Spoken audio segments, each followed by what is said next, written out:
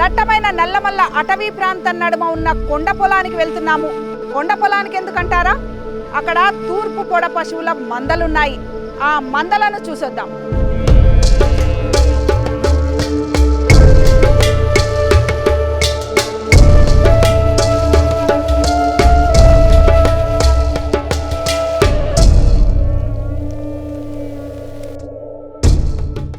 నల్లమల్ల కొండల్లో పశువులకు మేత దొరికే దారులను వెతుకుతూ ఏటా పశువుల కాపర్లు 6 నెలల పాటు మందలను తోలుకుంటూ చేసే అరణ్యవాసమే కొండ పొలం. అక్కడికి వెళ్లే ప్రయత్నం చేసింది బిగ్ టీవీ. ఈ క్రమంలో స్థానిక పశువుల కాపర్ల సహాయంతో అడవి లోపలికి ప్రయాణం సాగించాం. మైదాన ప్రాంతం నుండి లోపలికి వెళ్లే కొద్దీ రాళ్లతో కూడిన దారులు, చిన్న చిన్న వాగులను దాటుకుంటూ వెళ్తే పశువుల మందలు కనిపిస్తాయి. ఈ ప్రయాణంలో వర్షం కొంచెం ఆటంకం కలిగించినా 4 కిలోమీటర్ల ప్రయాణం చేసిన తర్వాత మందల దగ్గరికి చేరగలిగాం.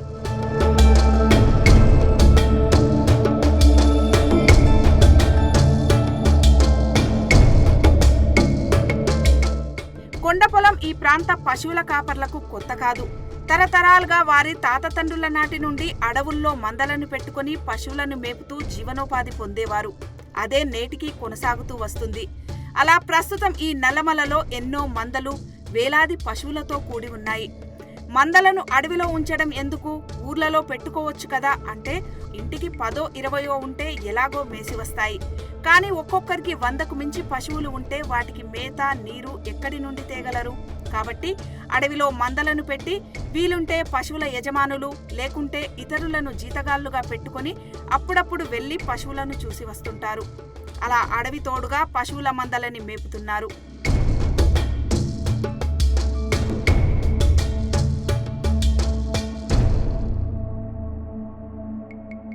అయితే మా నాన్న ప్రతి ఒక్కరికి 13, 16 ఆవులు పంచిచ్చాడు. ఇప్పుడు ఒక 200, 250 ఆవుల దగ్గర చేసిండు అన్న 16 జాంతీలను. అంటే కొనుక్కుంటా కొంత కష్టపడుకుంటా వాటిని పెంపకం చేసినాం. ఇప్పుడు జనాభా పెరిగింది. ప్రతి చోట ఏడనేల మెత్తకుంటే ఆడింత చేంజ్ చేస్తున్నాడు. ఇన్ని పశువులు పెట్టుకుని ఒక సేవ పడితే ఒక నష్టం చేసిన వాళ్ళం అయితే, మనం నష్టపోతే పోయినామేమో. కానీ మనం నష్టం అంటే ఇప్పుడు ఈ ఫారెస్ట్ ఉంది, ఫారెస్ట్లో జీవరాశి తింటే ఒకదాని తింటుంది, అన్నిటైతే తినదు కదా. ఒకరి సేల పడితే వాడు దాని మీద ఆధారపడి ఉంటాడు. మనం నష్టపోతే పోయినాం. కానీ దట్టమైన అడవుల్లో ఉండాలి, దట్టమైన గడ్డి మేపాలి. గడ్డి పశువులు తినగానే పుట్టినాయి. మాకు 200 పశువులు ఉన్నాయి. ఆ తర్వాత మేము పశువులను పట్టుకొని బతకడం, మాకు కినాలు లేవు. మాకు పశువులు పెట్టుకొని బతకడం మాకు 10 తరాల సంది మాకు పశువులతోనే బతున్నాం. మా దగ్గర కినాలు లేవు, కాలువలు లేవు, ఏం లేవు. మేము 15 రోజులకు ఒకసారి వారానికి బత్తం తెస్తాం. ఈ అడవిలో మా ఇంటికాడ గడ్డి దొరకక, మన ఊరిలో గడ్డి దొరకక మేము అడవిలో వచ్చి అడవిలో క్యాంపు పెట్టుకొని ఇక్కడనే బతాం. మేత నీళ్ళు ఉండబట్టి మేత నీళ్ళు ఉన్న కాడనే 15 రోజులకు ఒకసారి, నెలకు ఒకసారి మేము పెంటలు మార్చుకుంటాం. మాకు కినాలు లేవు, కాలువలు లేవు, ఏం లేవు. మా తాతల ముత్తాతల నుంచి, మా ముత్తాతల నుంచి కూడా ఈ 10 తరాల నుంచి కూడా మా ఈ ఆవులతోనే బతున్నాం. ఇప్పుడు మనం ఉన్న ప్లేస్ని ఉరుంబండ అంటారు. పశువుల మందలను తీసుకొని వచ్చి అడవిలో తాత్కాలిక గుడారాలు వేసుకొని మందను పెట్టుకుంటారు. ఇక్కడ మంచినీళ్ళు ఉంటాయి, గ్రాసం ఉంటుంది, అన్నీ ఉంటాయి. పశువులకు అన్ని సౌలతులు ఉంటాయి. ఇక్కడ మేత అయిపోగానే మళ్ళీ ప్లేస్కి వెళ్తుంటారు. అలా ప్లేసులు మారుస్తూ వివిధ ప్రాంతాలకు వెళ్తుంటారు.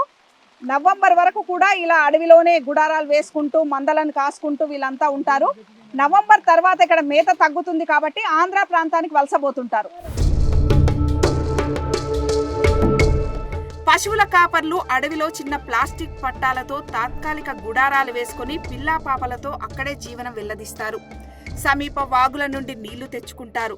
యజమాని వారానికో 10 రోజులకో వీరికి భత్యం తెచ్చి ఇస్తుంటాడు. వీరంతా ఈ ప్రాంతంలో పుట్టి పెరిగిన వారు కాబట్టి నల్లమల్లలోని కొండగుట్టలన్నీ వీరికి బండగుర్తులే. ఎక్కడ మేత బాగా దొరుకుతుంది, నీటి తావులు ఉన్నాయి అని నిర్ధారించుకొని మందలను పెట్టుకుంటారు. మేతను బట్టి తావు మారుస్తూ అడవిలో 4-5 నెలల పాటు ఉంటారు.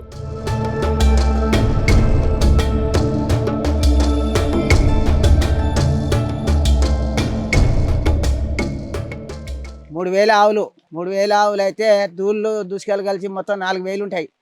అంటే ఇంక ఎన్నో మేత లేక ఉడుంబండకు వచ్చి 1 నెల 2 నెలలు ఉంటాం ఇక్కడ. తర్వాత మళ్ళీ ఇక్కడ ఎట్లకి పోయి 1-2 నెలలు మేపుకుంటాం. అవతల మళ్ళీ తిరిగి మళ్ళీ అక్కడ ఆంధ్ర వెళ్ళిపోతుంటాయి. అక్కడ ఆంధ్ర దిక్కు చొప్ప అది ఇది ఉంటుంది కదా, కోసే రైతులు అవి విడిచిపెడితే ఇంకా దాంట్లో దుక్కుల్లో పోటీ మేపుకుంటాం. మళ్ళీ అప్పుడు మళ్ళీ వానాకాలం అయినప్పుడు తిరిగా ఏం చేస్తామంటే గడ్డి పచ్చగా అవుతుంది ఇక్కడ. అక్కడ నుండి చిన్నగా మళ్ళా మేపుకుంటే ఇక్కడ వస్తాం. లోపల చెట్టు జర ఆధారం మంచిగా ఉంటుంది, గుంపు కూడా మంచిగా ఆగుతుంది. ఏమంటే జీవరాశి వస్తే జర ఏమంటే బెదరవు, ఆవులు బెదరవు, చూస్తాయి. చూసిన తర్వాత ఏమంటే వదిలినప్పుడు ఏం చేస్తామంటే నిప్పు అది ఇది మంట పెట్టుకుంటాము. మంట పెట్టుకొని బ్యాటరీలు అవి వేసుకొని చుట్టూ తిరుగుతాం అన్నమాట. ఈడ నీళ్ళు గడ్డి లేకుండా ఉంటే మళ్ళీ ఏరపెంటకు లేపడతారు. ఇంకా ఆడ ఒక 2 నెలలు 15 రోజులు అట్లా ఉంటాయి. వారం బెత్తం వస్తుంది. ఇంకొక 2 నెలలకి 3 నెలలకి ఒక్కొక్కసారి ఇంటికి పోయి వస్తాం. ఉప్పు కారం మొత్తం వాళ్ళే తెస్తారు. ఆవులు అడవిలో పెట్టుకొని ఉంటాం మేడం. సంవత్సరానికి మాట్లాడుకుంటాం. వారానికి బెత్తం వస్తుంది. మేత మంచిగా ఉంది ఇక్కడ, బాగుంది మేత. ఇంకా 500 ఆవులు ఉంటాయి.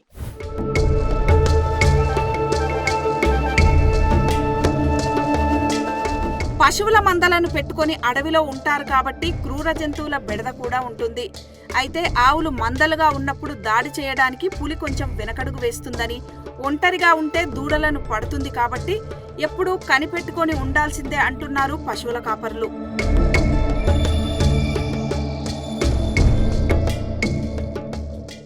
ఆవులు ఆ దువ్వు వచ్చినప్పుడు రేసులు వచ్చినప్పుడు ఆవులు బెదురుతాయి. వెనక మనిషి లేకుండా ముందల మనిషి లేకుండా ఉంటే దూళ్ళం పడతాయి. ఇంకా మటుకు ఎప్పుడు ఆవులు అమ్మితే ఉండాలి. మాపు సైడ్ కూడా బెదురుతాయి ఆవులు. బెదిరినప్పుడు చూసుకోవాలా, మనిషి లేచి బ్యాటరీస్ చూడాలా. అట్లా గాలి పట్టిందంటే బుస కొట్టి బెదురుతాయి. ఇవి బెదిరి ఇంకా శ్రీలంకాల మేతాయి ఆవులు ఉండవు. ఇంకా మనిషి చూసినప్పుడు బ్యాటరీ వేసి ఇంకా అది ఇయ్యాల, అది తీసుకుపోతుంది. ఎలుగు బంట్లు ఏం రావు. నీగుడు మనిషి చేసుకుంటాం మాపు చూడి. నీళ్ళు వాగులలో ఉంటాయి. వాగులకు ఎక్కించుకోవాలా, తాగాల. పులి వస్తే ఎదురు మలుతాయి మేడం. వచ్చింది ఎదురు మలిని ఆవులు. ఇట్లా చుట్టూగా కంచేసినట్టు పడుకుంటాయి. అవి పడుకున్నాక ఏం చేస్తాయి, ఆయన పులి అనేట ఆయన పక్క ఎమ్మట వస్తుంటాడు. వచ్చి అటాక్ చేయడు, తొందరగా చేయడు. అవి ఏం చేస్తామంటే గుర్తిస్తాయి, పశువుని గుర్తిస్తాయి. పశువు చాలా దూరంగా ఉండని పశువుని గుర్తిస్తామని గుర్తించి దగ్గరికి అవుతుంటాయి. దగ్గరికి అయి అటాక్ అయ్యే టైం వల్ల మనం మనుషుల దగ్గరికి వస్తాయి. అంతకు మీద పడి వచ్చిందంటే అన్ని కలిసి కూడా దాని మీద ఫైర్ చేయడానికి తయారవుతాయి. అంటే మా పొడసొట్టమా, ఈ బుస కొట్టడమా, లేకుంటే గుంపు అంతా కలిసి మీద పడ్డట్టు తొక్కినట్టు చేసే వరకు అది పారిపోతుంది. పెద్ద పుల్లు అయితే అటాక్ చేస్తుంది. అదే చిన్న చిత్తపుల్లు అంటే బెదురుకుంటుంది దాంట్లో దెబ్బతోటి. అంత ఆశమాశ దొరకదు ఈ పశువు అనేది. నవంబర్లో ఆవులను, వాటితో పాటు ఏడాది వయసున్న కోడెదూడలను గ్రామాలకు తీసుకువస్తారు. దూడలను వేరు చేసి కురుమూర్తి జాతరలో కోడెదూడలను మాత్రమే అమ్ముతారు. వీరు ఎంత ఇబ్బంది అయినా ఆవులకు పుట్టిన పెయ్యలను అమ్మరు. డిసెంబర్ ఆఖరులో ఇక్కడ మేత తగ్గుతుంది కాబట్టి కృష్ణా నదిని దాటి పల్నాడు ప్రాంతం లేదా మేత దొరికే ఇతర ప్రాంతాలకు వలసపోతారు.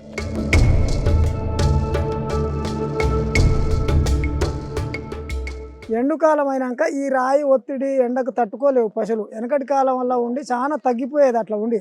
ఇప్పుడు ఏమవుతుందంటే ఇప్పుడు కాలువ కిందనో ఎక్కడనో ఓరివండే ఇప్పుడు మన మిర్యాలగూడెన, వరంగల్, కరీంనగర్ ఇట్లా పోతుండ్రు. ఎటు పోయేటు కూడా అటు పోతాం. అంటే సమ్మర్ కాలం జీవరాశికి ఏముంటుందంటే అడవిలో ఉండే పులి ఏం చేస్తుంది అంటే ఎప్పుడు ఎంటాడుతుంటుంది. అప్పుడు ఏం దొరకదు. ఇది వర్షాలు పడ్డప్పుడు ఎట్లుంటుంది అంటే వాతావరణం అన్ని జీవరాశులు ఉంటాయి, ఏదో ఒక్కొక్క దాని మీద ఆధారపడుతుంది. అప్పుడు సమ్మర్ కాలం వల్ల గొర్రెలు అనేవి, మేకలు అనేవి అడవి మీద ఏమి ఉండవు. ఈ పశువులు ఓన్లీ పశువులే ఉంటాయి కాబట్టి అంత మీద ఎక్కువ ఆడి రైతుకు అనేటువంటికి నష్టం వస్తుంది. అందుకొరకని మేము వేరే రాష్ట్రాలైనా సరే కృష్ణా జిల్లా దాకా వెళ్ళిపోతున్నాం. అట్లా ఎన్ని నెగసెట్లు అయినా పడి ఇల్లు సంసారం విడిచిపెట్టి అవే నాకు జీవధారణంగా పోతాం. పోయిన తర్వాత మళ్ళీ వర్షాలు స్టార్ట్ అయ్యే కొద్దీ మనకు మృగశిల కార్తె స్టార్ట్ నుండి దసరా, దీపావళి, సంక్రాంతి వరకు ఫారెస్ట్లో ఉంటాం. అటు తర్వాత 5 నెలలు ఊర్లలోకి వెళ్ళిపోతాం. గతంలో ఏమైంది, కృష్ణా రివర్ ఎమ్మడి ఉండేది. ఒక్కొక్క మంద ఒక్కొక్క ఏరియాలో పెట్టుకుంటూ ముందుకు సాగినాం. ఆ రకంగా ఇక్కడైతే కాదు, కృష్ణా రివర్ ఎమ్మడి పోతే బాగుంటుంది. అక్కడ మేత బాగా దొరుకుతుంది, ఆవులకు కూడా ఇంప్రూవ్గా ఉంటుంది. నీళ్లు మేత బాగుంటే ఆవులు కూడా మంచిగా, దూళ్ళు మంచిగా ఉంటాయి, ఆవులు మంచిగా ఉంటాయి అన్నట్టుగా కృష్ణా రివర్ ఎమ్మడి కూడా ఒక 5-6 సంవత్సరాలు తిప్పడం అయింది. ఆడంగా అక్కడ కూడా మనకు సాటిస్ఫై లేదు. ఆవులకు ఇంకేదో చేయాలంటే అక్కడ నుంచి వలస వెళ్ళడం జరిగింది. అయితే వలస వెళ్ళడం కారణం కూడా ఫస్ట్ యాక్చువల్గా ఆవులకు హిస్టరీ అంటే వలస వెళ్ళడం కారణం ఫస్ట్ నేనే. అయితే ఇక్కడ నుంచి ఏపీ, ఆంధ్రప్రదేశ్కు గుంటూరు, కారంపొడి ఏరియాకి వెళ్ళాం. ఎండాకాలంలో ఇక్కడ ఉండకపోవడం కారణం ఏంటంటే వాళ్ళ ఆంధ్ర పోవడంలో ఎండాకాలంలో కూడా అక్కడ పచ్చిగడ్డి దొరుకుతుంది కాబట్టి అక్కడ మేము 6 నెలలు అక్కడ ఉంటున్నాం, 6 నెలలు ఇక్కడ ఉంటున్నాం. ఈ ఆవులు మొత్తం మనకు జూన్ 15 నుంచి మనకు నవంబర్ నెల 15-20 తారీఖు వరకు మనకి ఇవి కంప్లీట్ ఫారెస్ట్లో ఉంటాయి. అయితే వీళ్ళు ఏంటంటే దీపావళి ముందర ఈ దూళ్ళు అమ్మే టైంలో ఏం చేస్తారంటే తల్లి పిల్లల్ని తీసుకొస్తారు, మిగతా వాటిని అక్కడనే వదిలేస్తారు. ఏవైతే పిల్లలు అమ్మాలనుకుంటారో ఆ తల్లులను తీసుకొచ్చి ఆ పిల్లల్ని వేరుపాటు చేసి అవి అమ్మిన తర్వాత మళ్ళీ తల్లను మళ్ళీ యథావిధంగా తీసుకొని పోతారు. ఇది జూన్ మొదలు నవంబర్ వరకు అడవిలో ఉంటాయి. వీళ్ళు మేతా నీటి వరకు అడవిలో ఉంటారు. తర్వాత నవంబర్ డిసెంబర్ ప్రాంతం ఇక్కడ ఏదైతే అగ్రికల్చర్ మన వ్యవసాయ ప్రాంతాల్లో మేస్తాయి. తర్వాత జనవరి నుంచి ఇవి మనకి ఇక్కడ మధ్యమడుగు ఫారెస్ట్ దాటిన తర్వాత కృష్ణా రివర్ ఉంది, అక్కడ గీసుగండి రేవు అని ఉన్నది. ఆ గీసుగండి రేవు నుంచి అవతలకి ఇవి సొంతంగా ఈదుకుంటూ అవతలకి వెళ్తాయి. అక్కడ మాచల్ల, గుంటూరు, తెనాలి ఈ ఏరియాలో వీళ్ళు ఏం చేస్తారంటే అక్కడ పచ్చి మేత దొరుకుతానే దాంతోన అక్కడ పోయి మేపుకోవడం జరుగుతుంది 2 నెలలు. పశువుల పెంపకంలో ఆదాయం ఉన్న సవాళ్లు కూడా ఉన్నాయని అంటున్నారు పశువుల యజమానులు. ఈ పశువులకు రోగాలు తక్కువగా వస్తాయని, వస్తే అది తీవ్రంగా ఇబ్బంది పెడుతుందని, అందుకే ఏదైనా పశువు జబ్బు పడ్డా వెంటనే దాన్ని మంద నుండి పక్కన పెట్టి డోలీ కట్టుకొని రాళ్లదారిలో పైకి తీసుకెళ్లి వైద్యం అందిస్తారు. పులి పట్టినా బాధపడరు, కానీ పశువులకు రోగం రావద్దని కోరుకుంటారు.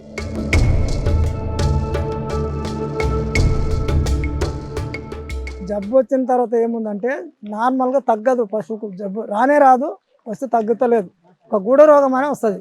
ఆ గూడ రోగం వచ్చినప్పుడు ఒక్కొక్కరు కట్టల 70, 30, 40 వేలు చచ్చిపోతాయి పశువులు. పులి ఒకసారి మంద దగ్గరికి వచ్చింది అనుకో, అదే సింగల్గా ఉంటే పట్టగలదు. ఆవులు గుంపు ఉన్నాయనుకో పులి కాదు, పులి తరమే కాదు. కాకపోతే పులి పట్టడం కూడా మాకు నేరం కాదు.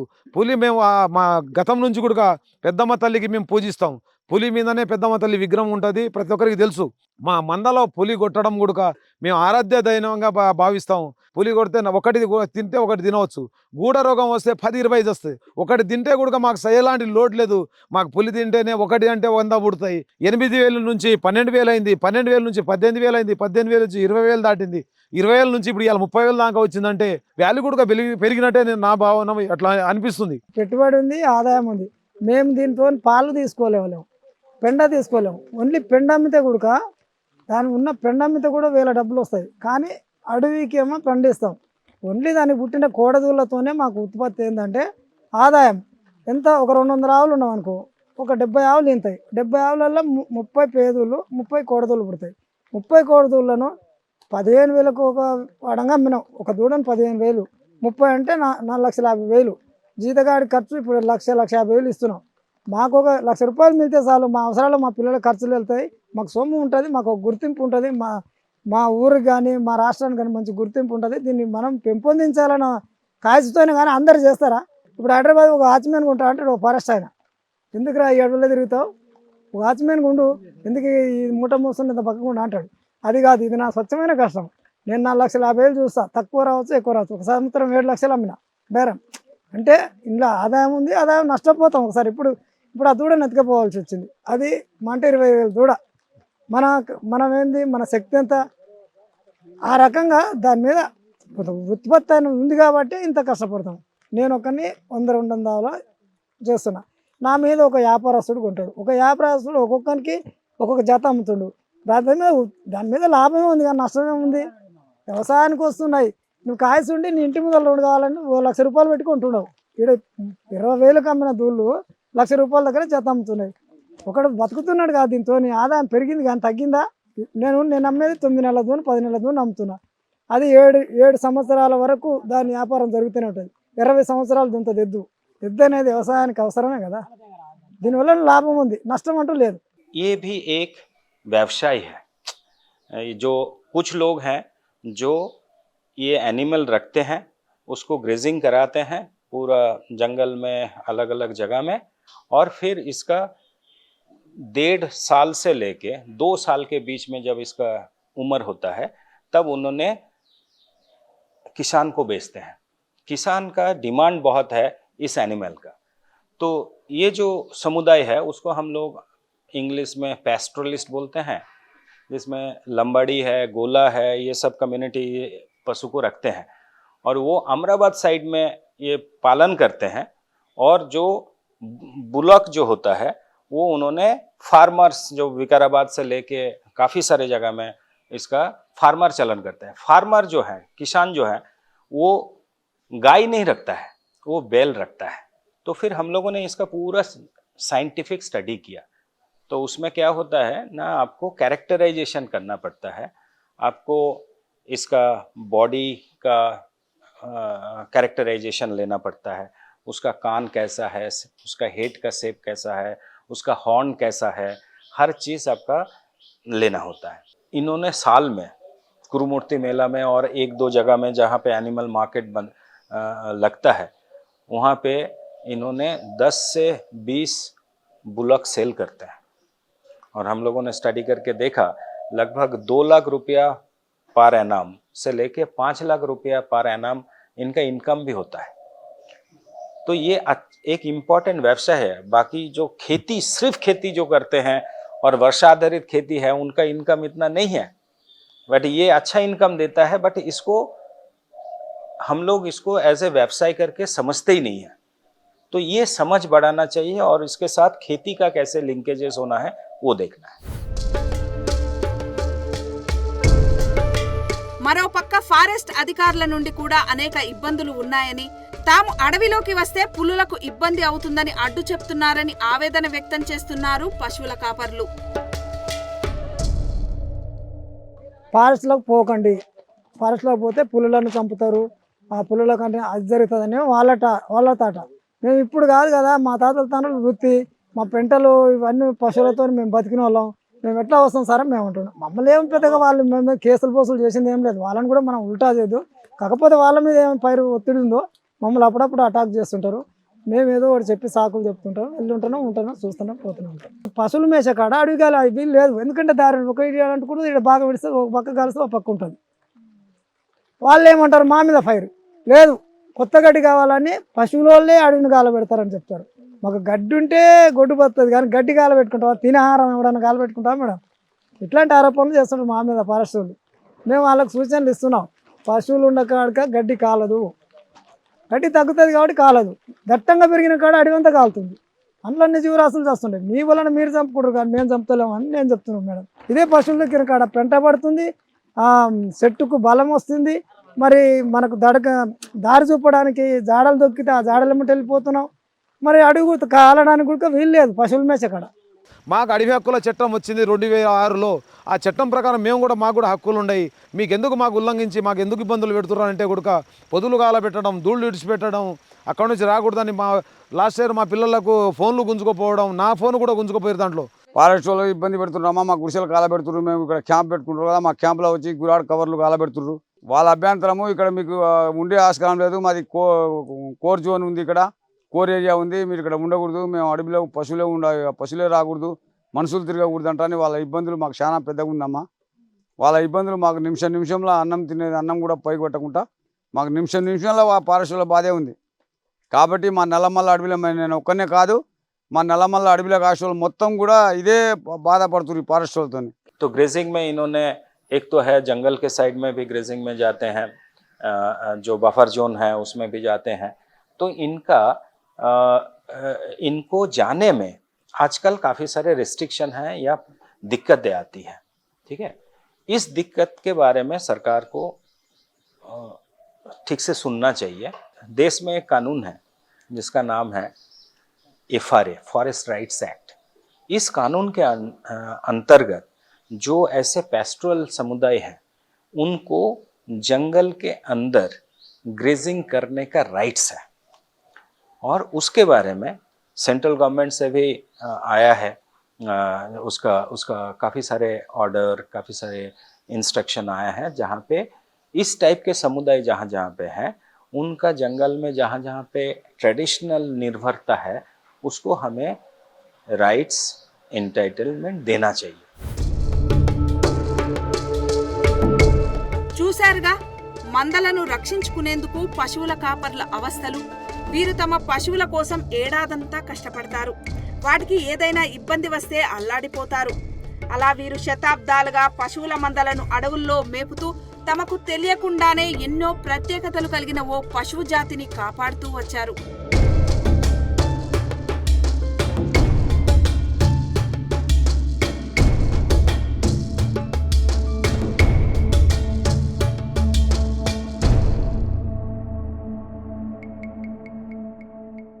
జీవ వైవిధ్యానికి నిలయమైన నల్లమల్ల అటవీ ప్రాంతానికే ప్రత్యేకం అమ్రాబాద్ తూర్పు పొడ. కరువు పరిస్థితులను ఎదుర్కొని నిలబడడమే కాదు, పులులతో ధైర్యంగా పోరాడే స్వభావం, మనుషులతో ప్రేమగా ఉండే నైజం వీటి సొంతం. తెలంగాణలోనే తొలి గుర్తింపు పొందిన పశువుల జాతైన ఈ నల్లమల్ల తూర్పు పొడ గురించి తెలుసుకుందాం. ఒంగోలు గిత్త పేరు వినగానే ఆంధ్రప్రదేశ్ గుర్తొస్తుంది. మరి మన తెలంగాణకు అలాంటి పశు సంపద లేదా అంటే ఉంది. అదే తూర్పు పొడ. ఇది మన తెలంగాణకే ప్రత్యేకమైన బ్రాండ్. 2020లో national bio animal genetic resources తూర్పు పొడను తెలంగాణ స్థానిక పశుజాతిగా గుర్తించింది. దేశవ్యాప్తంగా national bio animal genetic resources గుర్తించిన పశువుల జాతుల్లో తూర్పు పొడ 44వదిగా నమోదైంది. ప్రస్తుతం దేశవ్యాప్తంగా 53 పశువులను ప్రత్యేక జాతులుగా గుర్తించగా ఉమ్మడి తెలుగు రాష్ట్రాలకు చెందినవి 3 జాతులున్నాయి. అవి ఒంగోలు, పుంగనూరు, తూర్పు పొడ. మొదటి 2 ఏపీవి కాగా తెలంగాణలో గుర్తింపు ఈ నల్లమల్ల అడవిలోనే మా ఆవులు ఈ పొడ తూర్పు జాతి అని దానికి ఒక మాకు కేంద్ర ప్రభుత్వం ఇప్పుడు రాష్ట్ర ప్రభుత్వం కేంద్ర ప్రభుత్వం దానికి ఒక పేరు పొందింది. ఇప్పటి సంది ఇక మొత్తం ఆ పేరు పొందినందుకు మాకు కేంద్ర ప్రభుత్వం రాష్ట్ర ప్రభుత్వం అవార్డు కూడా ఇచ్చింది మాకు. తూర్పు పొడ, నల్లమల్ల పొడ, అమ్రాబాద్ పొడ, మచ్చలగిత్త ఇలా రకరకాల పేర్లతో పిలిచే ఈ పశువులు నల్లమల్ల పరిసర ప్రాంత గ్రామాల్లో ముఖ్యంగా బల్మూర్, లింగాల, పదర, అచ్చంపేట, అమ్రాబాద్ మండలాల పరిధిలో అత్యధికంగా ఉన్నాయి. పొడటి గిట్టలు చాలా బలంగా ఉంటాయి. అందుకే ఈ పశువులు కొండగుట్టల్లో సులభంగా నడవగలవు, నీటిలో వేగంగా ఈదగలవు. వానాకాలం పంటలు పండే మెట్టభూమి సేద్యం ఎక్కువగా ఉండే ఈ ప్రాంతంలో వ్యవసాయానికి వెన్నుదన్ను ఈ పశువులే. వానను, ఎండను, చలిని తట్టుకుంటాయి. 15 నుండి 20 ఏళ్ల వరకు బతుకుతాయి. ఒక్కో ఆవు 5 నుండి 6 ఈతలు ఈనుతాయి. మిగతా జాతి పశువుల కంటే రోగనిరోధక శక్తి ఎక్కువగా ఉంటుంది. అంతేకాదు, వర్షం రాకను ఇవి 2 రోజుల దున్ననీకి కానీ గుట్టలు కొండలు ఎక్కనికి కానీ రోగ నిరోధక శక్తి అంటే తక్కువ మేత తింటాయి, ఎక్కువ పని నడుస్తాయి, తెలివిది ఎక్కువ. మనం ఇక పిలిస్తే పలికే రకం. 2-3 కిలోమీటర్ దూరంలో ఉన్నా కానీ మేము వెనకంగా విజిలేస్తే కూడా రిటర్న్ మళ్ళీ వస్తాయి. ఇదే రకంగా అడవిలో ఈ రకంగా ఒక పులి ఒక రోజు వచ్చిపోయిందనుకో, ఆ జాడ కూడా పసిగట్టి ఎమ్మడే ముంగలపోయిన ఆవు గాండ్రించి ఒక్క అరుపుకు వెనక ఉన్న ఆవు కూడా తోక లేపుకొని రుక్కొస్తుంది. అంతే. ఆ రకంగా కమిట్మెంట్ ఎక్కువ ఉంటుంది. 2 సంవత్సరాల కింద బిఫోర్ 8 కిలోమీటర్ ఈదినాయి. 8 కిలోమీటర్ ఎట్లా అంటే 12 గేట్లు వదిలేరు, 2 జనరేటర్లు వదిలేరు. నాకు తెలియదు. మేము ఆవులు నీళ్ళకనే కిందికి దింపితే ఆవులు ఒక్క ఆవు పోయి జారి పడ్డది. ఒక్క ఆవు పడేటాళ్ళకి ఎప్పుడో గుంపు మొత్తం పడ్డాయి. ఏం చెప్పాలో లబా దిబా కొట్టుకుంటూ అప్పుడు వచ్చి ఆడ చేపలలో అడుక్కొని బుట్ట లాక్కొని పోతే 8 కిలోమీటర్లు అవి పోతుండే. ఆమె నేను సరదాగా ఇంకా బుట్టలో కూర్చొని ఇంకా ఆడ ఏడుపు అనేది బావా సావాలన్నా బతకాలని అర్థం కాక ఆమె పోతే నేను కూడా అనలైజ్ చేద్దాం అన్నట్టుగా నేను ఆమె ఫాలో అయినా. ఒక్క దూడ కూడా రిటర్న్ మళ్ళకుండా భగవంతుడి దయన, గోమాతల దయన దూళ్ళు కూడా సాగకుండా ఏ ఒక్కటి మా ఇబ్బంది కాకుండా అన్ని దూడ లేకుండా మొత్తం దాటిపోయినాయి. ఈ జాతి అయితేనే మాకు గట్టితనం, వేరే జాతి అయితే మాకు అంత నడవలేవదు. అవి పని తోటి మేము తట్టుకోలేము, చేయలేవు. ఏ రకంగా 1 గంట ఇడిచిపెడితే 1 గంటలో మేసి కడుపు నిండా మేత మేయగలవు. ఉదయం అంటే 1 గంట మేపినా కానీ ఆ ఎమ్మడే మేస్తాయి, కడుపు నిండా మేత మేస్తాయి. 8 గంటలు ఆరాంగా కొట్టుకోవచ్చు. అదే వేరే జాతి అయితే అవి గంటలు కాదు 3 గంటలు మేసినా అవి కడుపు నిండా మేయలేవు. అంటే నడపాలన్నా కానీ బురదలో నడవలేవు. అవి ఏమున్నా మేతకాలు పడతాయి. ఈ జాతి మాకు అనుకూలంగా ఉన్నాయి కాబట్టి ఈ జాతికి ముందుకు తీసుకుపోవాలని ప్రత్యేకంగా రాష్ట్ర గవర్నమెంట్ కానీ సెంట్రల్ గవర్నమెంట్ కానీ ఈ రకంగా మాకు ముందుకు తీసుకోవాలి. ఈ జాతికి అభివృద్ధి చెందేటట్టు కావాలని మాకు ఒక కోరిక. దీనికి షెడ్డు లేదు. అడవిలోనే వానకు ఎండకు అడవిలోనే ఉండాలి. ఈ పొడ తూర్పు విశేషం అంటే ముందల ఒక పర్లంగ్ దూరంలో 2 పర్లంగ్ దూరంలో పులి ఉంటే అది పసిగడుతుంది. వాన వచ్చేదానికి కూడా పసిగడుతుంది. మా పొడ తూర్పు జాతికి దాని లక్షణం అది. మా 400 ఆవులలో 2-3 ఆంబోతులు ఉంటాయి, 3-4 ఆంబోతులు ఉంటాయి. వాళ్ళ పులిని ఆంబోతుకు కొరకు పులి సాలు కాసిందనుకో, కాపలా కాసి దాన్ని పట్టాలనుకున్నప్పుడు పులిని కూడా దాంతో పోరాడుతుంది. ఒక 2-3 గంటలు కానీ ఒక రోజు 6 గంటలు కూడా పోరాడుతుంది. और इसका नाम का एक इंटरेस्टिंग है. जब हम लोगों ने दौलताबाद, विकाराबाद उस साइड में बात कर रहे थे, तब इन्होंने उनको बोल रहे थे जे तुरुपु कैटल, उसका नाम बता रहे थे. इसका नाम क्या है ना, तुरुपु है.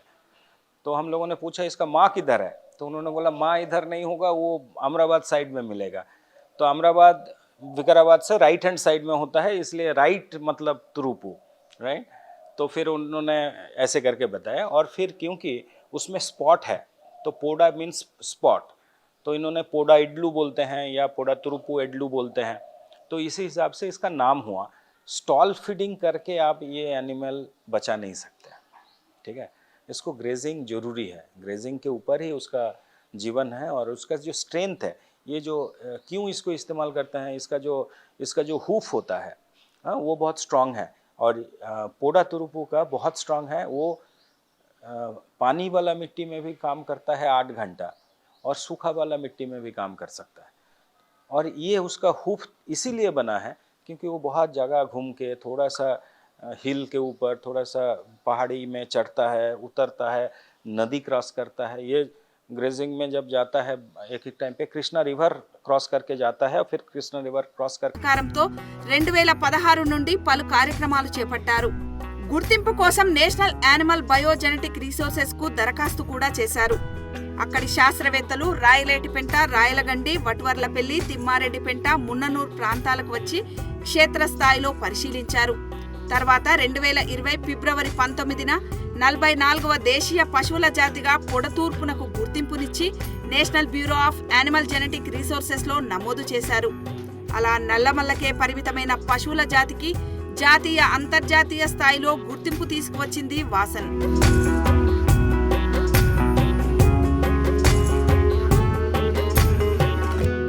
ये जो पोडा तुरुपु कैटल है, ये तेलंगाना राष्ट्र का फास्ट कैटल ब्रीड है, और इसको करने के लिए हम लोगों ने, वासन ने 2017 से इसके ऊपर काम करना शुरू किया। तो इसका एक रजिस्ट्रेशन प्रोसेस होता है। तो क्योंकि हम लोग लाइफ स्टॉक के ऊपर काम करते हैं, हमें पता है जे एक राष्ट्रीय लेवल में एक ऑर्गेनाइजेशन है, गवर्नमेंट का ऑर्गेनाइजेशन है, उसका नाम है national bureau of animal genetic resources. तो उनका रिस्पॉन्सिबिलिटी है देश में जहाँ जहाँ पे ऐसा ब्रीड है, पॉपुलेशन है, उसको आइडेंटिफाई करना, कैरेक्टराइजेशन करना और उसका रजिस्ट्रेशन करना। इसका जवाबदारी NBAGR के पास है, वो करनाल हरियाणा में उसका ऑफिस है। तो हमें पता था जो इसका प्रोसेस कैसे होता है। तो ये जब पशु हमें दिखा और फील्ड में हम लोगों ने देखे, तब हम लोगों ने आके इसका इंफॉर्मेशन थोड़ा सा कलेक्ट किया, और फिर एनिमल हस्बेंड्री डिपार्टमेंट को और तेलंगाना स्टेट बायोडाइवर्सिटी बोर्ड को ये जाके बताया जो ये एक आपके यहाँ पे तेलंगाना में एक कैटल ब्रीड है जिसको अभी तक रजिस्ट्रेशन नहीं हुआ है। हम लोग अगर उसको ठीक से आइडेंटिफाई करेंगे, कैरेक्टराइजेशन करेंगे साइंटिफिक प्रोसेसेस में, तो फिर इसका रजिस्ट्रेशन हो सकता है। और अगर रजिस्ट्रेशन होगा तो ये पहला कैटल ब्रीड होगा तेलंगाना का।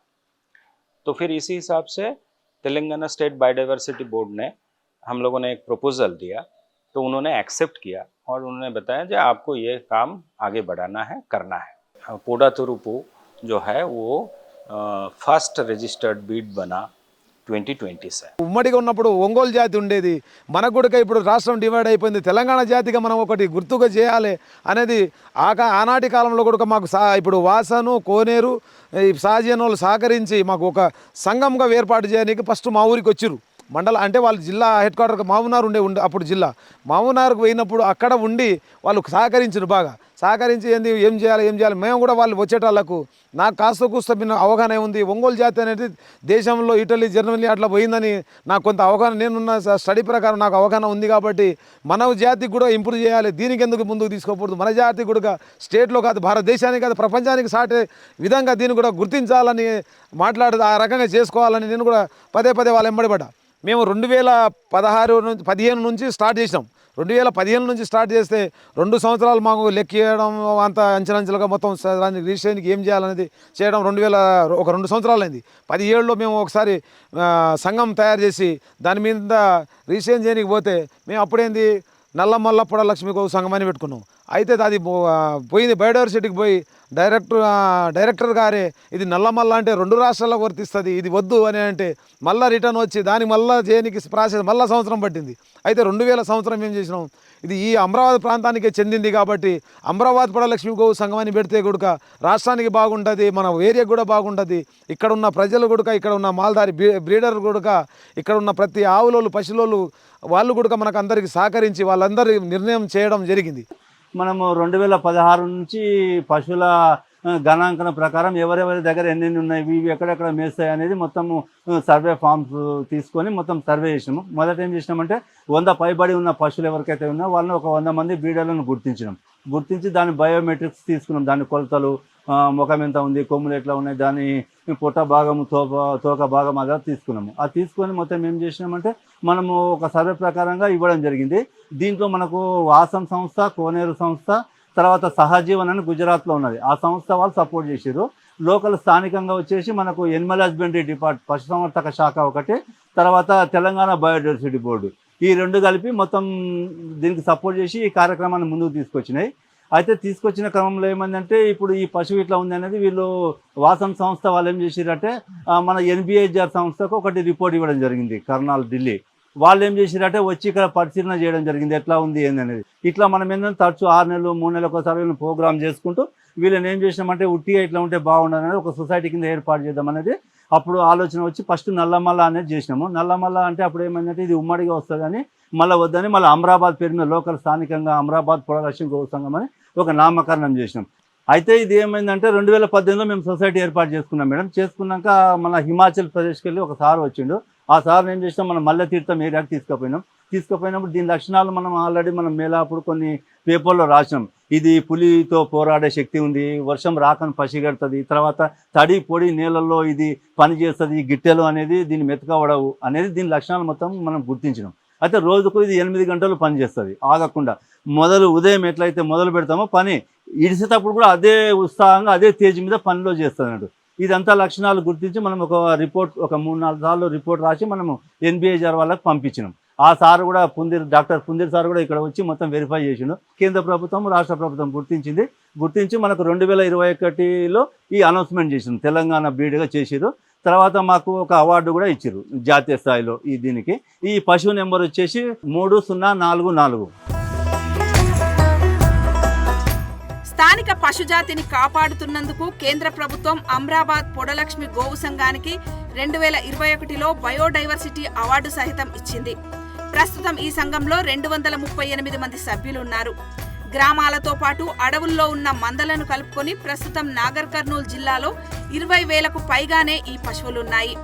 ఈ పశు సంపదకు ప్రత్యేక గుర్తింపు వచ్చిన నేపథ్యంలో ప్రభుత్వం పశువుల కాపర్లకు ఇన్సూరెన్స్ సదుపాయం కల్పించి ఈ పశువుల కోసం ప్రత్యేకంగా ఒక ఆసుపత్రిని కూడా మున్ననూరు ప్రాంతంలో కడితే బాగుంటుందంటున్నారు అమరాబాద్ పొడలక్ష్మి గోవు సంఘం ప్రతినిధులు.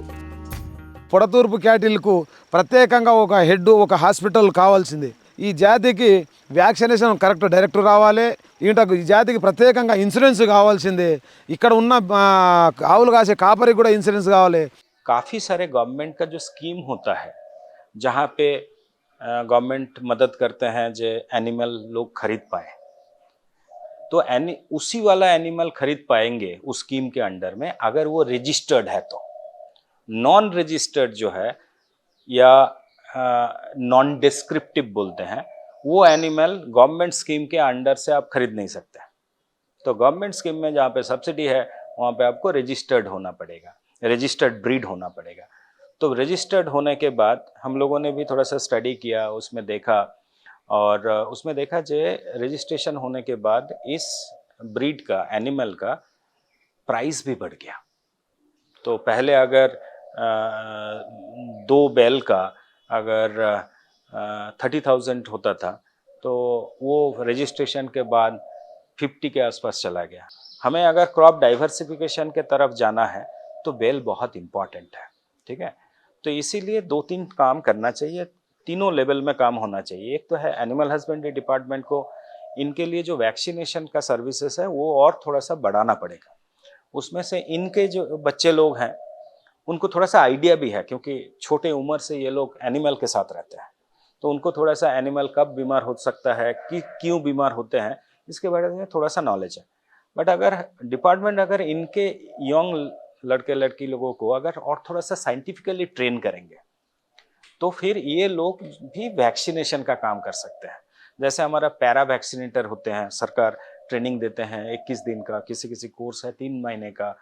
तो ऐसा कोर्स में अगर इनके यंग लड़की लोगों को अगर ट्रेन करेंगे तो ये लोग वैक्सीनेशन का सर्विस देने के लिए सरकार का सिस्टम को मदद कर सकते हैं, नंबर 1। तो हमारा ये कहना है कि आप अगर इस टाइप का एनिमल का क्लाइमेट चेंज को देखते हुए क्रॉप डाइवर्सिफिकेशन बढ़ाना है तो आपको एनिमल ड्रोन इम्प्लीमेंट भी CHC में रखना चाहिए, उसका भी परमिशन देना चाहिए। तो क्या होगा ना, ज़्यादा से ज़्यादा बुलॉक और बुलॉक ड्रोन इम्प्लीमेंट का काम होगा। देश में एक इंस्टीट्यूट है ICR का जिसका नाम है CIAE, भोपाल में है। उन्होंने काम करते हैं ये बुलॉक का ड्रोन औजार क्या क्या रहेगा या उसका इम्प्लीमेंट क्या क्या होगा उसके ऊपर काम करते हैं, उनका रिसर्च का काम होता है। तो ऐसे ऑर्गेनाइजेशन को हम अगर साथ में लेके अगर खेती में कौन सा और इसका इम्प्रूवमेंट काफ़ी सारे हो रहे हैं, हम लोग भी उसके ऊपर काम करते हैं हमारा एक सिस्टम में। तो ये एक चीज़ करना चाहिए जो बुलॉक ड्रोन इम्प्लीमेंट को हम आगे बढ़ाएं। जो ये पहला फास्ट कैटल है तो इसका कंजर्वेशन और इसका इम्प्रूवमेंट के लिए गवर्नमेंट को प्रोग्राम लेना चाहिए। अभी संगम भी आ गया है, उनको काम करना आसान होगा। यूनिवर्सिटीज़ भी है, यूनिवर्सिटी को भी हम साथ में लेंगे। काफ़ी सारे लोकल ऑर्गेनाइजेशन है, वासन है, इनके साथ मिलते हुए ये पोडा तुर्पू कैटल का इम्प्रूवमेंट एंड कंजर्वेशन एंड और भी यूटिलाइजेशन कैसे बढ़े, इसके लिए एनिमल हस्बेंड्री डिपार्टमेंट को स्टेप लेना चाहिए। क्योंकि ये 5 साल हो गया, लगभग 5 साल होने जा रहा है ये रजिस्ट्रेशन होने के बाद। तो इसमें इस समुदाय के लिए और इस एनिमल को और अच्छे करने के लिए सरकार को तो इन्वेस्ट करना होगा, नहीं तो इसका जो रजिस्ट्रेशन होने का फायदा ज़्यादा दिन नहीं रहेगा। పిలిచే మన పశువుల జాతి తూర్పు పొడ. ఈ తూర్పు పొడ జాతి మన తెలంగాణకే ప్రత్యేకమైన సంతతి. ఇలాంటి పశు సంపద మరింత వృద్ధిగా ఈ ప్రాంతవాసులు కనిపెట్టుకొని కాపాడుకున్న జాతి ఈ తూర్పు పొడ. జాతీయ అంతర్జాతీయ స్థాయిలో కీర్తిని సంపాదించుకున్న మన తెలంగాణ రాజసమైన ఈ గిత్త అభివృద్ధికి క్షేత్రస్థాయిలో ప్రభుత్వం చర్యలు తీసుకోవాల్సిన అవసరం ఎంతైనా ఉంది. కెమెరామెన్ సతీష్తో రమ, బిగ్ టీవీ, అమ్రాబాద్ నుండి.